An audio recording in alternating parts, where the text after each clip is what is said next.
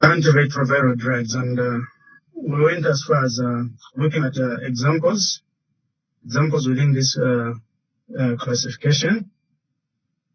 Okay, and we discussed the differences which we see. Okay, the differences which we see with the different drugs which are there. So this is a list of the examples we have. Okay, abacavir, didanosine, emtricitabine, lamivudine, stavudine, tenofovir, then zidovudine. Then we have the common combination like Ivexa, the Truvaga, the Tenorm, Conver, Trizivir, a combination of triple nucleosides. Okay, so these are important words to know, and we discussed in detail. Some of them are not become important in management of patients. So here's a list of combinations of the nucleosides with another agents. Okay, so we have a tripler with tenofovir 245 milligrams, emtricitabine 200 milligrams, and efavirenz at 400 milligrams. Then we have the tenolom A, and we also have the TLG, which has tenofovir 245, lamivudine 300, and the dolutegravir 50. Then we have the tenofovir alafenamide with lamivudine and dolutegravir.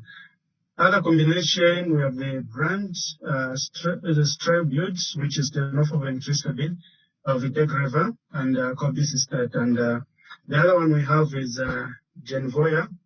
Okay, it's instead of containing tenofovir disoproxyfumarate, it has the alafenamides.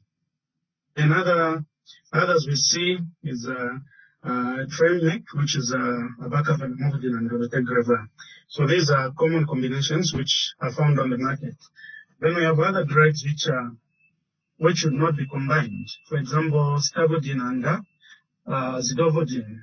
These are called, both of them are thymidine analogs. Therefore, they will have intracellular competition, which results into an antagonism of their effects. Then we have stavudine and didanosine. These are the most toxic because they are the ones which show marked mitochondrial toxicity due to inhibition of the DNA in the mitochondria. And we talked about the lactic acidosis, the lipodystrophy. We talked about neuropathy, which occurs. Then we have tenofovir and didanosine. This combination should not be tried because it has been shown that a lot of people have treatment failure once put on this combination. Then we look at the adverse effects. We talked about abacavir. The market one is the hypersensitivity, and we discussed which tests should be done by checking the human leukocyte antigen, and the B5701, if it's present, we said that it's commonly seen in Caucasians, and also it has the lactic acidosis, which is associated with peripheral neuropathy.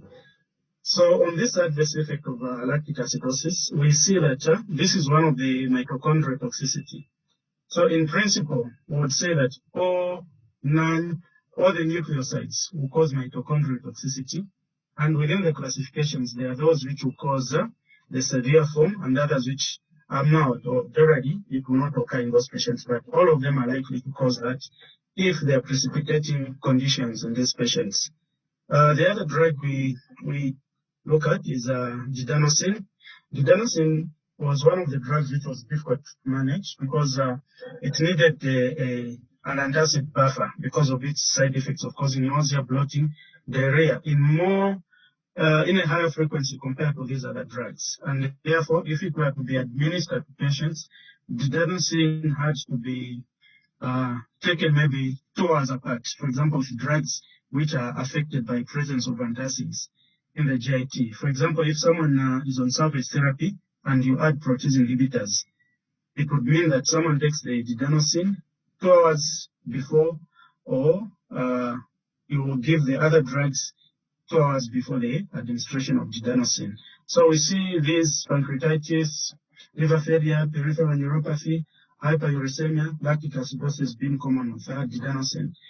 Emtricitabine, the only issue is headache, and this is not even considered. Nausea, diarrhea, dizziness, and lactic acidosis generally ignored in patients with taking emtricitabine. Lamivudine is the same. So we see the same side effect profile. These are the least drugs which have these least adverse effects within this classification. The bigger one, G4T, the stavudine. This one is one of the highly pronounced one.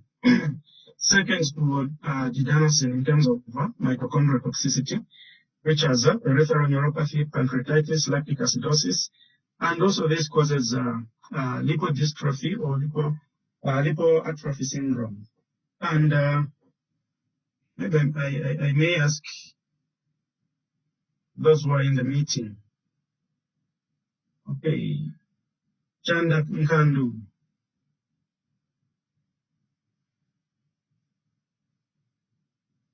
Chanda Nkandu. Yes, sir. So we are talking about this brand.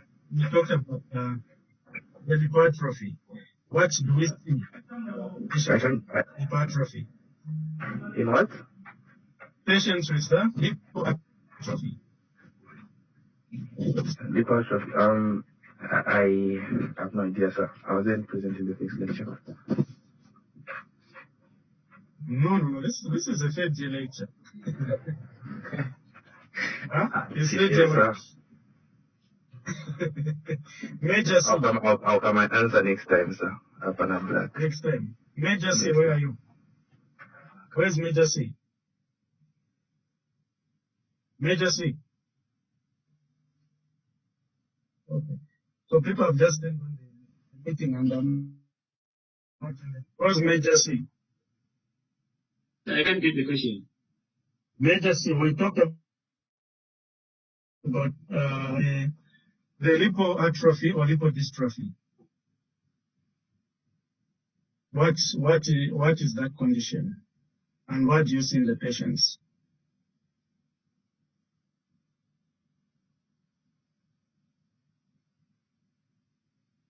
Hello? No, forgotten, sir. But I think there is just maybe reduction in size. There's what? Nicholas. Yeah. Nicholas, help your friend. Reduction in size of what?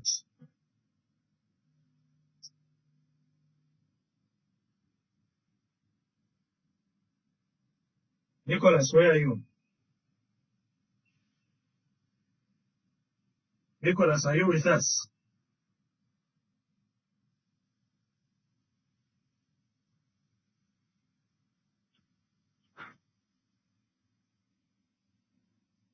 Luca, can you explain what lipoatrophy is?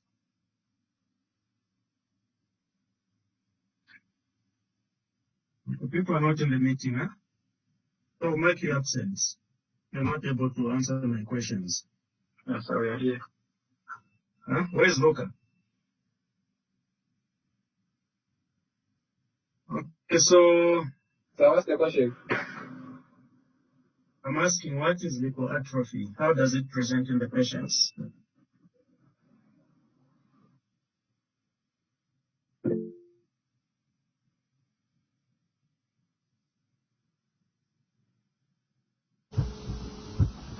Let me try, sir. Yes, sir. Yes, so lipoatrophy, I think this is the loss of fatty tissue. So maybe the patient will look like they are skinny or like they have lost weight. Then lipodystrophy is the abnormal distribution of fat. So maybe the person will start gaining on the upper part of the body, and maybe they will develop a buffalo hump. So the fat will not be distributed normally in lipodystrophy. Okay. Have we gotten that?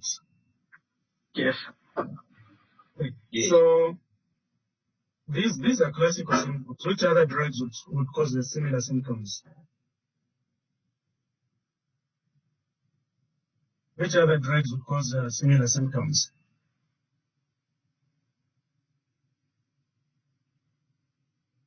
Stella, which drugs would cause lipodystrophy?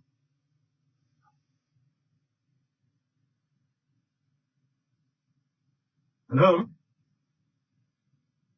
Stella, are you with us? Or the phone is just on?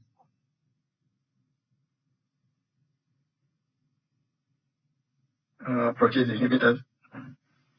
Protease inhibitors. Okay. Apart from the protease inhibitors, which other drugs would do the same? Scavogene also causes lipodystrophy. Which one? Scavogene. Yeah, we are talking about scavogene now, and that's where the lipodystrophy has come from. But apart from ARVs, which other drugs can cause that? The oral contraceptives. They can cause that. Not that oral contraceptives, it's even distribution. Sorry, let me try. Peter, oral contraceptives would cause that.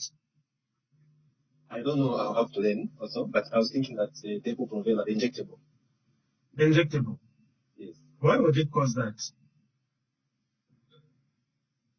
Okay, you people, you haven't heard of Cushing's syndrome. Emmanuel. Hello, sir. Okay, yes, sir. I don't know if you have muted yourself. Benji, how come others are getting me? Yes, sir. You can get me. Yeah, I'm saying that the other drugs which are likely to cause lipodystrophy. I was mentioning the Cushing's syndrome. Do you know which drugs will cause that Cushing's syndrome? No. What of steroid? Yes. So this is why the example Peter gave, the hormonal contraceptives, though that is minor. So in patients, for example, who are on cancer treatments, okay, or those on high dose steroids, you see these classical symptoms of what Charles mentioned, of having what you call this, a moon face, okay, someone having a buffalo hump, meaning that there's accumulation of fat on the shoulders, okay. Then there's also central obesity, where fat accumulates over the stomach. Okay, so those are seen also with these protease inhibitors. And these are things we should watch out for. Okay, then our nucleotides, tenofovir. This one, the common adverse effects we see are GIT effects. What was seen as being common is renal impairment. Okay. We looked at renal toxicity, yeah? And we know the deadly triad, yeah?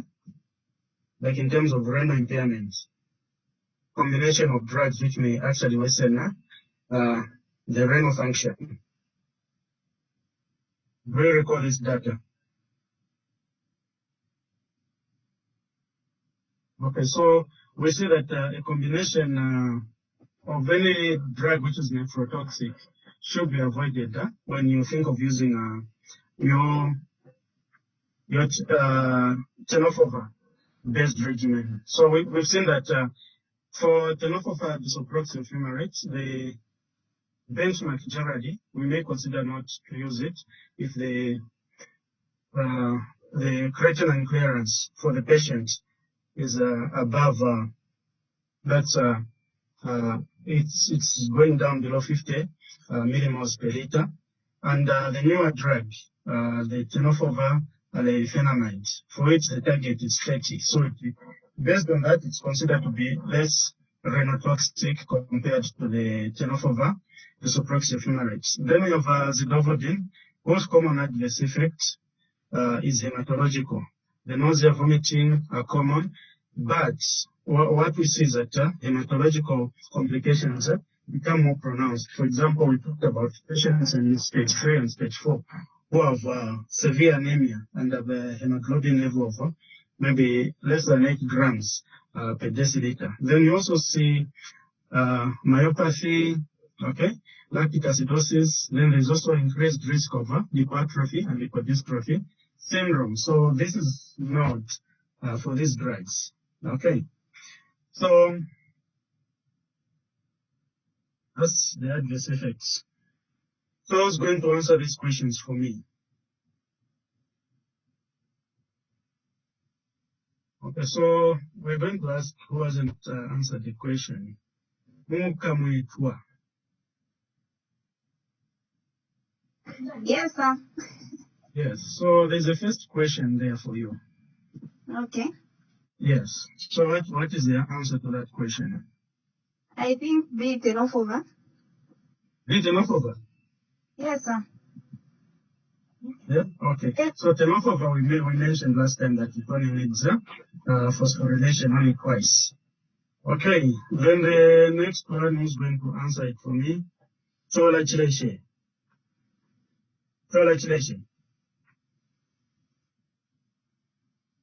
Where's Chola? Yes, sir. So which of the following cause severe peripheral neuropathy? So we have lamivudine, stavudine, tenofovir, and zidovudine.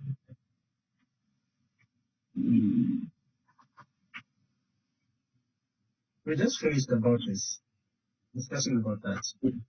Double sir. No, it's stavudine. Okay, so we said the major ones. The one which tops the list is didanosine, then followed by stavudine. If this question was a true and false answer, all of the options are true because we said that all nucleosides will cause mitochondrial toxicity, of which peripheral neuropathy is one of them. But the one which will go severe, so severity differs. With stavudine, which was commonly used, having one of the severe. Didanosine agreed to use, but it's a waste in this class because that's adverse effects. Okay, so these are questions you find in the exam. Okay, yes. Yes. I want to take you back to question 1. Uh-huh. Yes. Among the nucleosides of this transcriptor inhibitor, I was thinking, where do we place lamivudine? Lamivudine. Yes. Because I was thinking that tenofovir, lamivudine, and didanosine fall under the same class. Okay. Yeah, so you missed part of the lecture. We said that all of them in this classification. The first one, saquinavir, is a protease inhibitor. Okay. So among the nucleosides, we have a nucleotide. Okay. So tenofovir is a nucleotide. Lamivudine is a nucleoside. Okay. Didanosine is a nucleoside. Okay. All right, thank you. So that's the difference. So they are considered within the same classification. Only that tenofovir is a nucleotide, and we mentioned why it is a nucleotide. Okay. Okay. Thank you. All right. So the third question is, which of the following tests is required before using abacavir?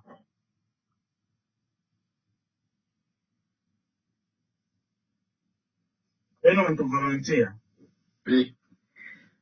Huh? The answer is B. Yeah, so B. No.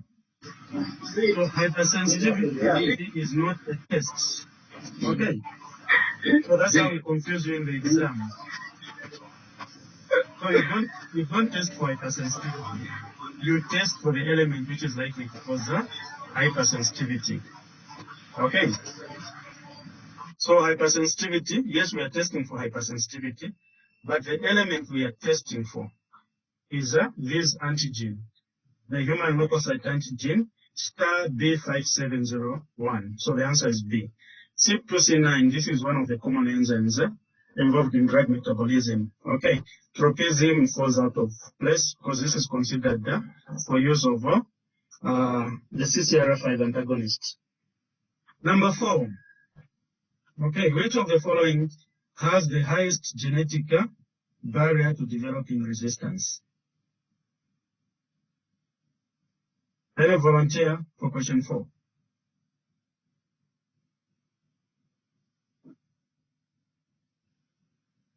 Okay, so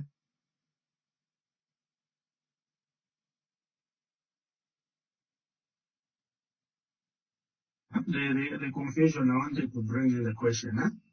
So we talked about amitriptyline, bacavir, tenofovir, and lamivudine as the drugs which have the least genetic barrier, meaning that they easily develop resistance.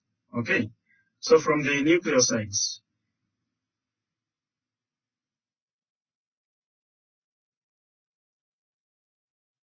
changes in the DNA for the virus, changes which occur in the virus for drug resistance to develop. So we said those which are used in second line. Okay, I can forgive you for this because we haven't done the therapy. Zidovudine and stavudine. These will need what we call as the terms. Okay, the terms TAM. Okay, which is thymidine analog mutations. And these you find that the point mutations which occur are more than 3. Okay, that's when they will stop working. So if those point mutations which confer multi-resistance are present, that's when these drugs will stop working. So zidovudine is the answer on this one. So these are bacavir, disdanosine, and amitriptyline. These easily stop working in patients on HIV medication.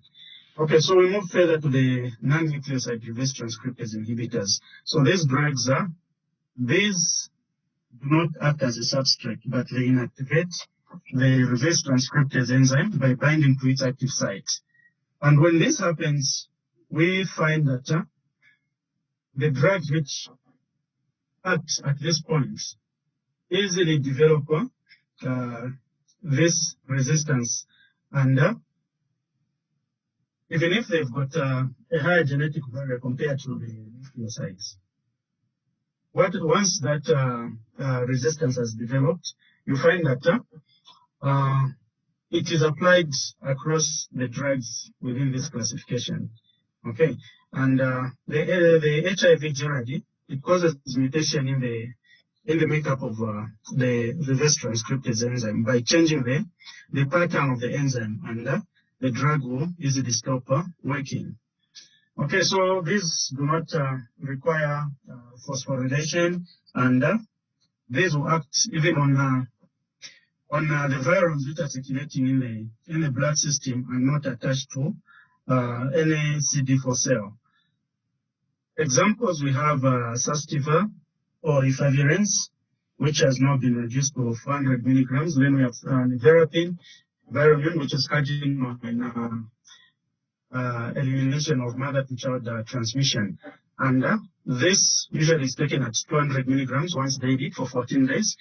We do this, we give this tail to check for hepatitis and hypersensitivity reactions before the enzymes are induced by nevirapine. So this, after 2 weeks, the dose is increased to 200 milligrams twice a day.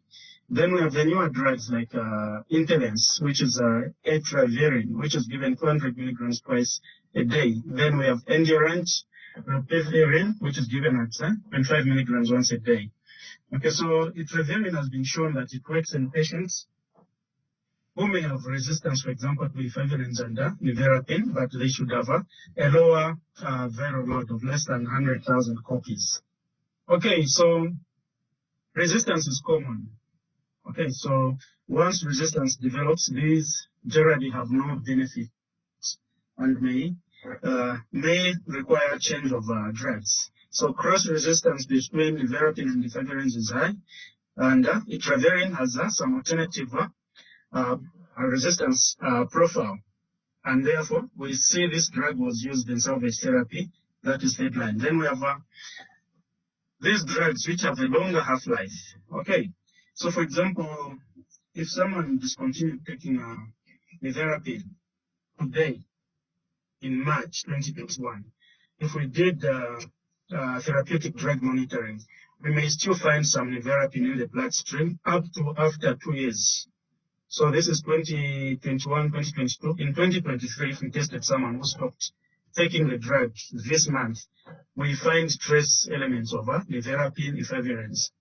And this explains why when we are stopping these drugs, if we were saying we stop treatment for a patient, we continue using the other components of the drug combination.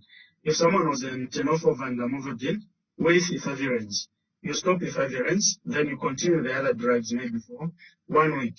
Okay, so that those resistant or residue concentration are minimized, and therefore development of resistance to efavirenz and nevirapine are stopped. Okay, so this, you may not see this in practice, because some patients, when you're discontinuing drugs, or when we are switching drugs actually, we won't stop them taking the medication, but we add or substitute maybe efavirenz for lopinavir, in such situations. Okay. Then we have this issue of efavirenz. So mainly efavirenz was one of the best drugs in terms of penetration into the CNS, followed by others like the protease inhibitor. Now the newer drugs, Dolutegravir, they are even much better. So we would see these CNS disturbances such as sedation, feeling stoned, dizzy, impaired concentration, vivid dreams. What you are watching in Nigerian movies, you see it you are walking, then you see your ukwa there performing in front of you in UTH. So those would happen to patients taking efavirenz. Mood swings are also common, hallucinations are common, and you'd find that even suicidal tendencies have been seen with efavirenz. Lactic acidosis may occur, and this is an increased risk for cardiovascular disease. Hyperlipidemia is common. The metabolism is via the microsomal enzymes, and therefore we see that elevation of liver enzymes is seen. To a lesser extent, it may cause hypersensitivity, but not as much as what is seen with nevirapine. And also, hepatitis is more common with nevirapine compared to efavirenz. So, all in all, these drugs are still important, as we'll see in the guidelines. So, in women, if you're starting with nevirapine, if they've got a high CD4 count, okay. If the CD4 cell count is greater than 250 and greater than 400 in men, there's a greater risk of hypersensitivity as well as hepatic impairment. Dolutegravir has a common rash, nausea, diarrhea, abdominal pain, headache, and pyrexia. Rearrangement is also a newer drug and also is effective, and it may be used also in treatment-naive patients. Adverse effects: headache, depression, insomnia, rash, elevated liver enzymes, lipodystrophy, less CNS disturbance than efavirenz, and it is non-teratogenic. Then we have the protease inhibitors. The protease inhibitors, these bind to the active site of the protease enzyme, and therefore these inhibit the maturation of the newly produced virions so that they are not infectious. So if this step is inhibited, this is cardinal. Therefore, newer infections will not occur. Common protease inhibitors, we have relatase, which is atazanavir, Progesta, which is darunavir, fosamprenavir, amprenavir, indenavir, which is crixivan, lopinavir, ritonavir, brand of Caletra or Alovia. We have norfinavir, which is Viracept, Novir, which is ritonavir, which we use as a pharmacoenhancer, saponavir, which is Invirase, tiprenavir, Activas, and those are the doses in which they are given. The principle of a pharmacokinetic enhancer, we talked about it, that ritonavir, when you look at the adverse effect, it's the one which causes marked GIT disturbances. If you are giving it at a normal dose for treatment, you find that patients have severe GIT disturbance, abdominal bloating, diarrhea becomes common. And therefore, this drug is used in combination with others to boost the residence time or the plasma levels within the systemic circulation, because we see that the protease inhibitors generally undergo competitive metabolism and usually excreted much faster than other drugs. So when you use a pharmacoenhancer, it helps to delay the transit time or elimination of these other PIs. So the other PIs, which are second generation protease inhibitors, for example, Glucuronidation and Dolutegravir. These, if the first line protease inhibitors like Lopinavir, the Atazanavir fail, these drugs you find that they still work and are effective. Okay, so what we see is that this second generation, okay, protease inhibitors, they have a much higher genetic barrier to development of resistance. You find that maybe like Lopinavir needs about 3-point mutations for resistance to develop, but Dolutegravir needs about 5 to 6. And therefore, if Lopinavir stops working, Dolutegravir and Glucuronidation can still be used in management of those patients. Atazanavir was one of the preferred drugs in that it has less side effects compared to the other protease inhibitors. But we see that the main issue which happens with it, it's hyperbilirubinemia, where there's yellowing of the eyes, the skin. Okay, that's a form of jaundice. But this jaundice is not of concern for treatment. So if someone develops jaundice, discontinuation of Atazanavir is not warranted unless our special women who may feel a cosmetic disturbance if the skin has yellowed up. But in Africans, it's difficult to see the yellowing of the skin. Okay, so it has less lipodystrophy changes. It has ECG changes which occur. The serum plasma lipids do not appear to be changed with this drug. Dolutegravir, classical symptoms of nausea, diarrhea, constipation, abdominal pain are common. Rash may occur. Hyperlipidemia may occur. So there's high circulating lipid levels. Elevated liver enzymes are seen. First, Untitled, there's nausea, vomiting, the GI adverse effect, hyperlipidemia, elevated liver enzyme, lipodystrophy is seen as well, but not as marked as seen with nucleosides. Now, this drug was preferred in pregnant women, but it was discontinued because it was contaminated with methylene blue. Instead of just quarantining the samples which had methylene blue, we decided to discontinue this drug in women. So it may cause hypoglycemia, lipodystrophy. Sequential, good for salvage therapy. Classical GIT effects of nausea, vomiting, diarrhea, and abdominal pain. Anorexia, asthenia, and also affect the QT interval, elevates the liver enzymes, and also cause lipodystrophy. Glucuronidation, classical GIT side effects, and also elevation of liver enzymes, and lipodystrophy is seen. Then the the fifth one we see is entry inhibitors. These ones, we have the fusion inhibitors and the chemokine co-receptor 5 antagonist inhibitors. So fusion inhibitors, they block the structural rearrangement of HIV-1. So for mixed infection, infevatide will not work.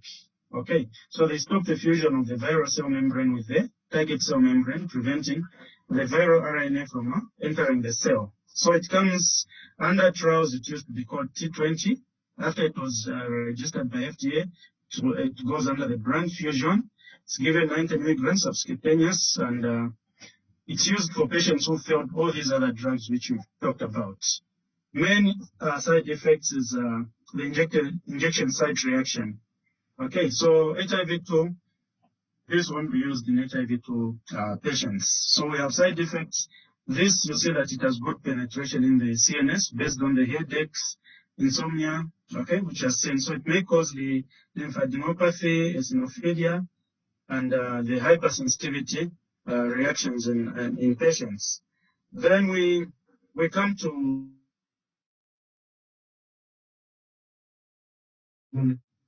some other drugs, okay. The chemokine co-receptor 5 antagonist, Maraviroc, which selectively binds to the CCR5 receptor, and therefore the virus, which is the CCR5 tropic, will not cause infection.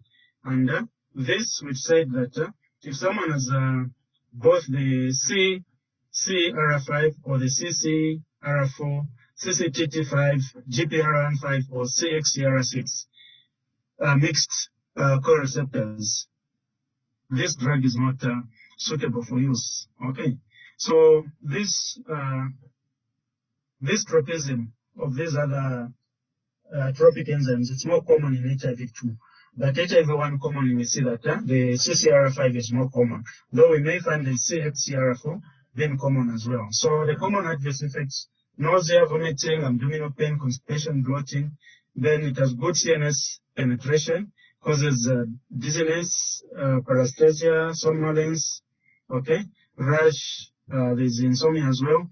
There's elevated liver enzymes.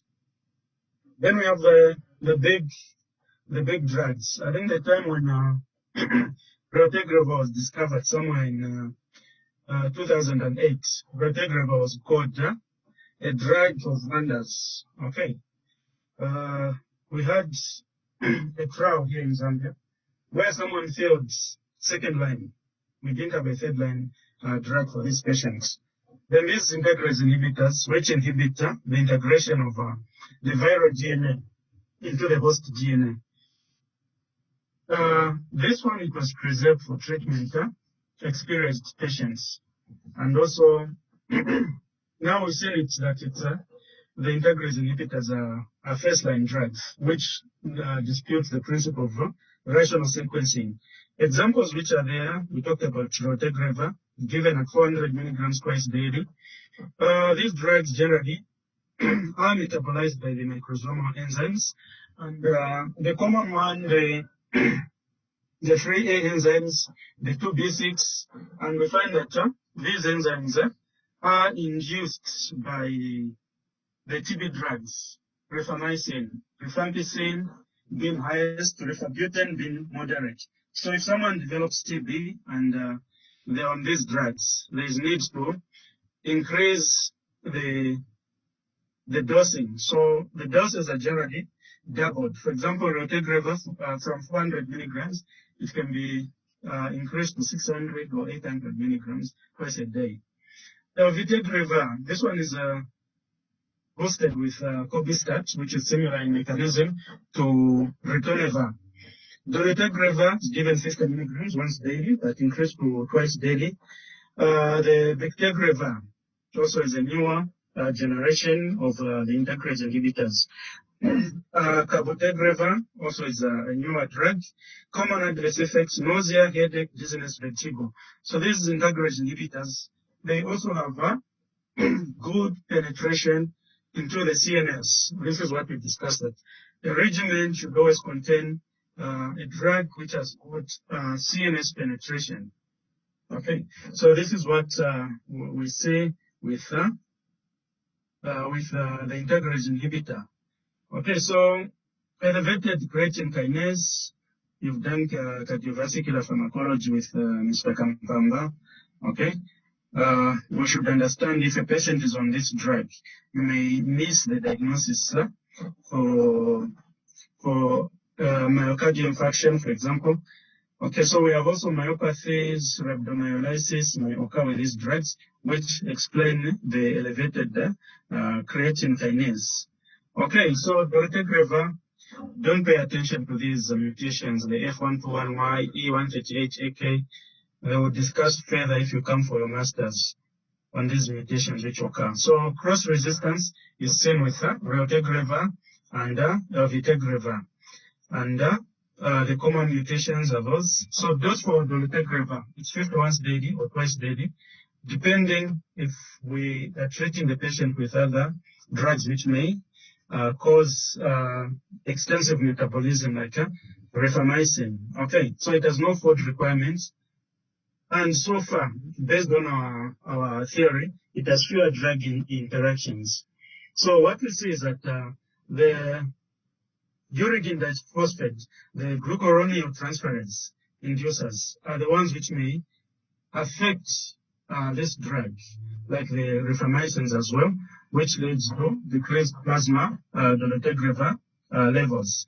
Okay, so phase 2 metabolism via glucuronidation by the UGT1A1 enzyme, which is the second way after metabolism by CYP3A4. This also, generally, you may find that if this drug is taken with drugs which are affected by UGT1A1, you may have enhanced toxicity.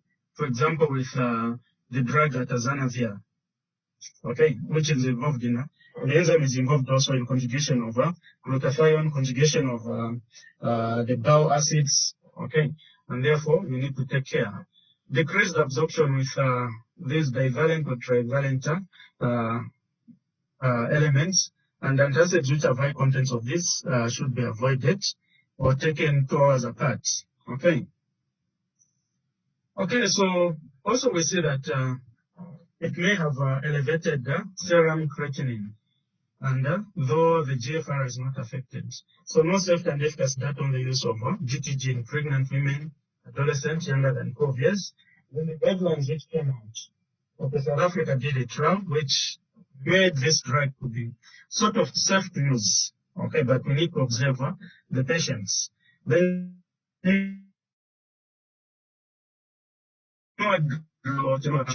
it's a phosphonoamidate prodrug, and of the drug of the nucleotide analog tenofovir. Okay, so this is metabolized intracellularly to tenofovir, which undergo phosphorylation into a diphosphate. So the mechanism is the same. So tenofovir diphosphate, it's the one, the metabolite is the one which inhibits the activity of the reverse transcriptase by acting as a competitive substrate. Okay, so the dose is 25 mg, and this drug has some activity against hepatitis B. Okay, so mutations, we won't look at them. The K65, K70E, this we won't talk about them. The thymidine analog mutations, sometimes you should know some of these, which will occur with zidovudine and stavudine, M41L, D67N, the K770R, L210W. These, if terms occur, generally the other drugs are rendered useless. Okay, so this is important for you. Then we talked about issues which are common, adverse effects, which we see. Bone mineral density, tenofovir itself as a drug, it impairs that. Therefore, in the elderly, increased loss or chances of having osteoporosis, this should be a caution. And the bone mineral density should be checked, especially for the spine and the hip bones. Okay. So far, they're saying caution with TB drugs. So instead of using TAF, you change it to TDF or abacavir. And also pregnancy, there was a caution. If reference 400, this one we talked about it, and we said the lower doses are preferred, and actually 400 is not the standard. It may go even up to 100 to 200 milligrams, depending on the single nucleotide polymorphism we see in these drugs. So darunavir is a big drug. We talked about the levels of tolerance in terms of development of resistance, in that it has a lot of mutations which are needed to occur for it to stop working. Okay, and also it is better than lopinavir and atazanavir. Lopinavir is better than atazanavir. Atazanavir, okay, we can talk about it. This one it has less effect on HIV type 2. Lopinavir has an effect both on HIV type 1 and type 2. Also, we see that darunavir is used or continued in third line, even when someone has failed PIs because of those point mutation. It also has this drug interaction with the 3A enzyme in terms of drug metabolism. And we watch out treatment with TB drugs. Okay, we watch out with other antibiotics like rifamycin, antifungals like fluconazole. and antiepileptics like phenytoin. We talked about mitochondrial toxicity. So mitochondrial toxicity, okay, is common with stavudine, didanosine, and to a lesser extent with AZT, and to a lesser extent with amitriptyline and lamotrigine. So effects of mitochondrial toxicity. So the DNA polymerase gamma, which is involved in the replication of mitochondrial DNA, is the one which is inhibited. Okay. And generally, this toxicity, we said, if the offending drug is discontinued, we expect reverse of these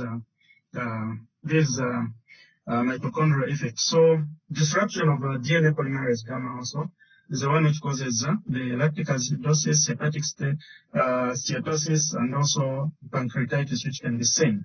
Rash and hepatitis, this is common with the non-nucleosides, reverse transcriptase inhibitor. We talked about efavirenz and nevirapine, and we say that it's common with the NVP than efavirenz. Those observation may be needed. So we also see abacavir hypersensitivity causing a flu-like symptom. And patients who are human leukocyte A star B701 negative will not experience these reactions, and we should not mistake it for the sulfate. Abacavir sulfate has been due to the sulfur component. Lipodystrophy, we've talked about it, okay? Fat loss from the face, okay? Upper limbs and buttocks. So sometimes you find that the face, someone may have more fat on the chin, okay? The buttocks may reduce, okay? The chest may be affected. Some people with small bodies actually like this side effect. There's one woman who refused to stop taking stavudine. She said she looked better with the adverse effect of stavudine. So sometimes this is common. Then also we see D40 AZT being common. Also we talked about this being common with some protease inhibitors. So management, we can use withdrawal of offending drugs. We can use cosmetic approaches, use of fillers or liposuction, sucking out the fat and implanting it into other parts of the body. Also, we see metabolic disturbances like elevated cholesterol, glycerides, which is associated with PIs. In the class of PIs, we see that this effect is lower with atazanavir. And also, this sometimes you are managed by reducing the modifiable risk factors, also switching the drug and adding maybe some lipid lowering drugs like the statins, the fibrates, okay. Then we have renal toxicity. The Cockcroft-Gault equation, this we'll look at it more, and you have examples. For example, lamotrigine may need dose adjustments. Tenofovir will need dose adjustments. Even the tenofovir are the phenamides. Okay, so the Cockcroft-Gault equation gives the creatinine clearance measured in mils per minute. F times 140 minus H in years multiplied by weight in kg divided by serum creatinine in micromole per liter is the formula. F is a factor which is 1.04 in females and 1.23 in males. And for adults, these are the adjustments which may occur. So if someone's creatinine clearance is above 50 mils per minute, we continue giving lamotrigine at 150 milligrams twice a day. If it's between 30 to 49, we reduce it to 150 OD. Okay, so if we're initiating between 15 to 29, we give 150 milligrams, start, then 100 mg OD orally. If it's between 5 and 14, we can give 50 milligrams OD with a loading dose of 150. Okay, then if there's less than 5 mils per minute, 50 milligrams is used, and then in this one, we can still use 50 to 75 milligrams. For example, in patients with chronic kidney disease, sometimes chronic kidney disease may be because of issues like HIV-associated nephropathy. It can be due to long-standing diabetes. It can be due to hypertension. So we need to take care of that. So we see also tenofovir dosing given here. Okay, so this sometimes I'll need you to do the calculations in the exam. If a question comes, I'll ask you to calculate the doses which will be given in a patient with renal impairments. Okay, so cardiovascular risk is common with drugs which affect circulating lipid levels like otenava, indenava, and also abacava was associated with cardiovascular disease, though the mechanism is unknown. So sometimes you find that this risk is independent of the effects on lipids which are seen in these patients. Okay, then we also see other issues we should consider. Okay, so the principle now, when should someone be initiated on HIV treatment? All patients as long as they are positive. And we have special populations in HIV management. Okay, if all drugs ran out, we said pregnant and breastfeeding women are important, children, adolescents, adults, and then the others fall down. We discussed that the CD4 count is no longer meaningful when we're initiating therapy, because now we are at the point of test and treat. Okay, and also we have increased outreach in terms of the index testing. If a wife tests positive, we need to follow up the husband, the children, other sexual partners. Okay, and this has helped and has shown benefits to ART. So the benefits of starting ART, this we mentioned, there's reduction in the transmission, okay, of HIV, and this is key in mother, elimination of mother-to-child transmission, or is it elimination of parents-to-child transmission, because even fathers do transmit HIV. And also HIV-associated illnesses, HIV-associated nephropathy, HIV-associated cirrhosis, certain cancers, neurocognitive disorders, the HIV encephalopathy, these also are avoided. So conditions which coincide with a highly reduced immunity are also affected. So also reduction in infectious complications, e.g. TB, pneumonia, okay, fungal infections, meningitis, they become easy once someone is on treatment.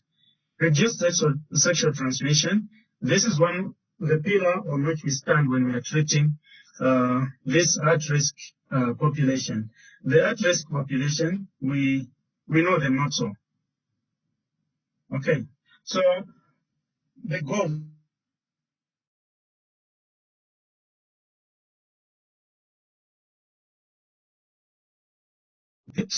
looking at availability of regimens, approved products, toxicity, resistance pattern, okay, plans for future treatments, regimens which promote adherence, single dosing, 1 tablet per night,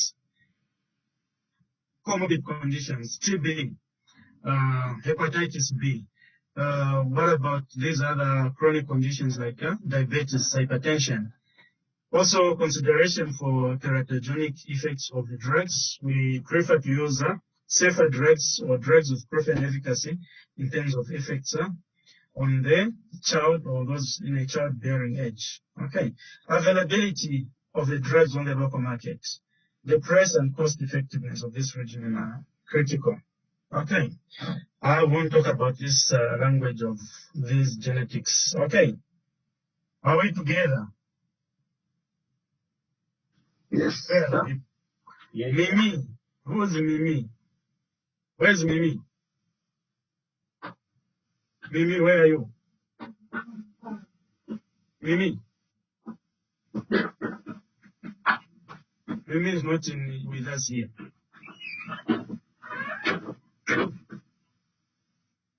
Emmanuel.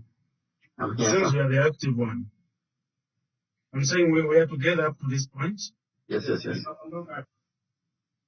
Can we go into therapies?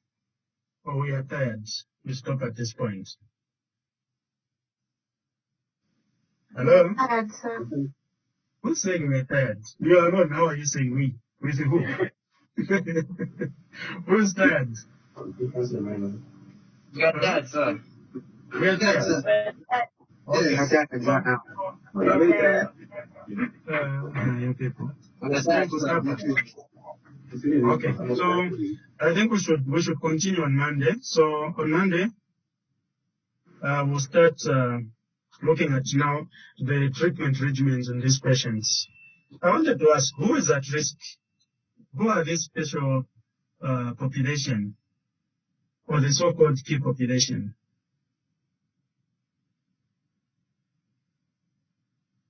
Ananias.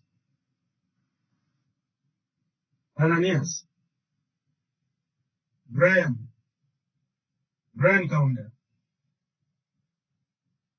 Brian, where are you?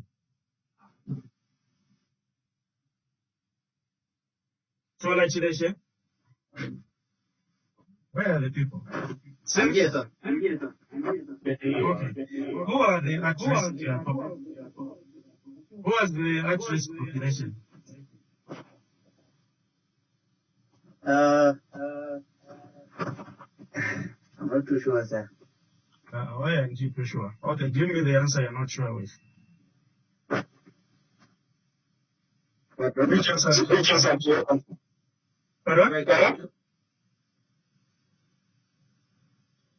Who are the key population? So my line is cracking, so I can't get you very clearly. Okay. Where are you? Closer to me. I'm in Woodlands. Are you sure, brother? Where are we getting the mic? Pardon? The microphone. Or you have another computer which is open? Yeah, no, sir. So when you look at the at-risk population, we talk about the major ways in which transmission occurs. Okay. So the key population, for example, how many of us have hired a prostitute for sex? How many have acquired sex via paying for it? So the prostitutes become a key population, okay? Though in Zambia we don't accept that. Or maybe we give a better definition, The traders of the flesh, These people are at high risk because they have a lot of multiple concurrent partners. Who can give a guesswork? How many people, for example, in Zambia, have identified themselves as being sex workers? An intelligent guess. Cynthia, are you with us? Yes, I am, sir. Okay. So if you asked how many prostitutes or sex workers do we have in Zambia? Just your guess. I think over 1,000. Over 1,000. Are you sure? Okay, according to our statistics, we have 18,000 prostitutes in Zambia.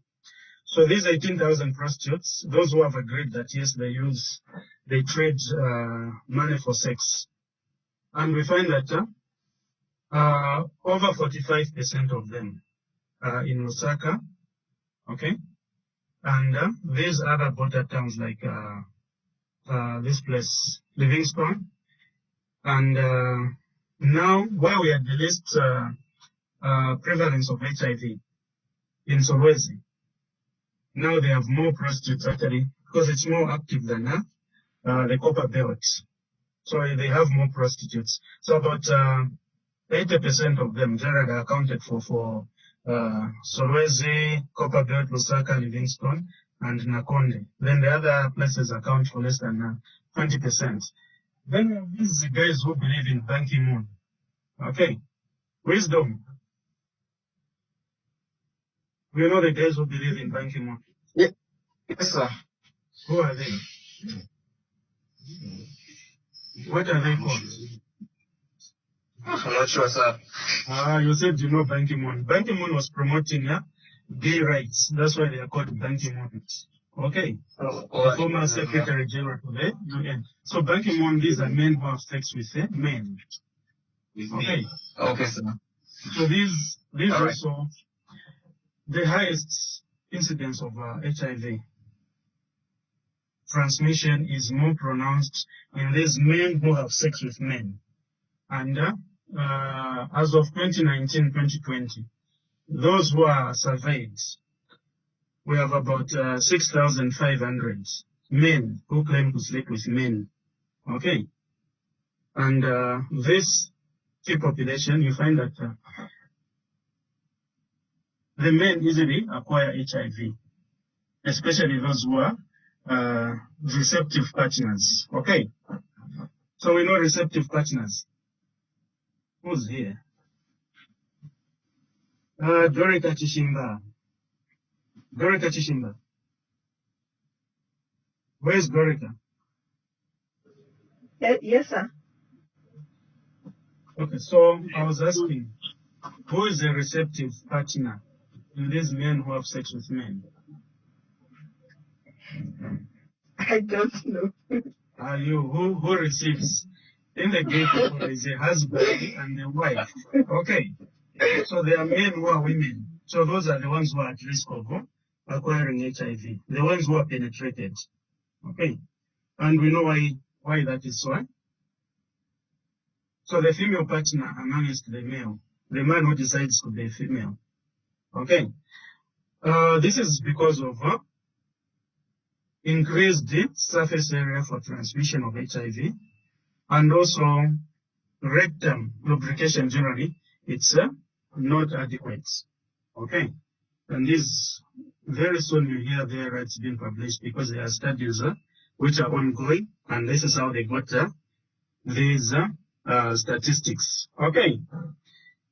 So MCQs will come on this one. It's not in your notes. So I will know who attended the lecture based on the answers we give. Okay. So the key population, 5 marks is coming somewhere. Someone should be able to explain what I've just explained. So thank you for your attention. We've come to the end, unless we have questions. Do you have questions? Any questions? Any questions, or we can end